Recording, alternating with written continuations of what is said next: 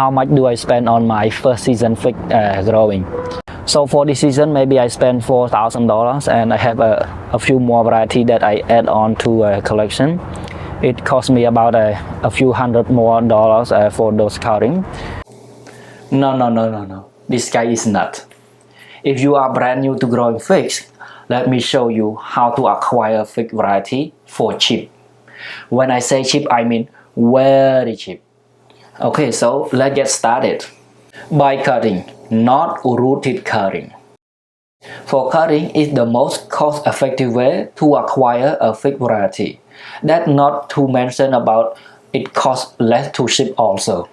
If you never root a fig cutting before, just go to YouTube, do a quick search. You're gonna find plenty video on how to root a fig cuttings, and even I make a video on this topic also. Okay, now for rooted cutting. Don't get me wrong, there is nothing wrong to buy a rooted cuttings, especially if the variety is very difficult to root. It may be wise to go straight get the rooted cutting already. I do buy plenty of rooted cutting also myself, so I totally not against this approach at all. But remember, if we want to go cheap, we have to go with the cuttings. Stay away with rooted cutting. Do not buy new fig variety. Now, before I start to go with my reason, let me make it clear.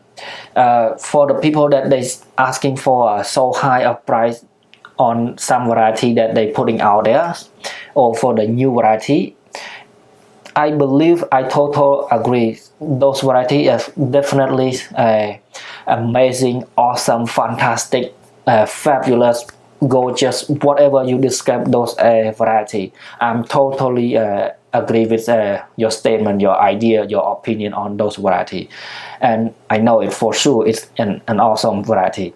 But for us, or for you like new to growing fig, or for the first time, it's not really worth to go with that wagon. And there are plenty of good variety, very good, and also excellent variety. For example, like Black Madeira, it's still a king of fig. It should be queen because female fig that produce edible fig, right? So let's say it's still a queen of figs. It maybe has some downside, but it still hold its grounds. And another example like I-258, for my first season, that by far my most favorite. And other variety like Cododon family is still it around for quite a while, so the price is not sky high anymore, and it still produce amazing quality of fruits. And for other some variety like honey type, like yellow long-neck golden rainbow, for example, like that. And even like a very common fig variety like Violet de Bordeaux, Olympians, or even Chicago Hardy, some variety is produce an excellent fruit. So why we have to go crazy high for brand new variety? Especially for us, if we start to grow for the first time, it definitely a big no. Now those fig variety, yes, it's great for a fig collector, or for the people that just like I want a brand new variety. For the next point is buying cheap. If it is expensive, don't buy it. Buy only if it's cheap. For some seller, their price is so high. And don't forget, Fitbit is mostly an auction site. So if many people are willing to pay, at the end of the day, we all screw. So rule number one is buy only if they are cheap. And if you cannot get this season, there are always the next season. And I can guarantee you for sure, if this season highs, next season it's gonna be go a little bit down, maybe way down. For buying a new variety, I am experienced myself. I spent almost $300 for a Montaigne Verde. It's not a brand new, but it's fairly new variety. And I was so keen to get one of those, and I end up spending almost $300 for just one rooted plant. And now if you go on Fitbit, like from I spending there until now, like only a season later, It costs maybe a rooting garden maybe $100, maybe less. So it's not a good idea to go sky high with a brand new variety. It's not worth it, especially if you new and if you just want to start growing fig, want to feel or want to taste how the taste of the figs really is. But again, if you really want to get on that variety, go ahead. It's your money and it's your decision. All good. Whatever you decide is all correct. But for this video, I'm squarely focused on new grower that want to spend as less as possible to acquire some fig variety. For the last one, do not buy too many variety. I know this one easy said than done. I myself already did it. Just my first season, I already have 30 plus variety, and I just add a few more, so it no less than 40 variety for now.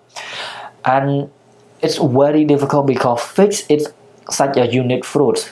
Some it have like a stripe, some it has like a dark red pulp, some it has flavor like a melon, some it has like a berry, and some it has like a sweet honey, and some even has stripe, and when it ripe it turn into like a dark purple. Some it stays striped, some it just small, big. It's so diverse, it's so much different from one variety to another. And since it has like 1,000 of variety, it's so difficult to choose which one to pick and which one to not. But again, I myself, despite I adding more, I also looking for to call out some also, because when it's too many variety for me, I really don't have much space to house all the variety.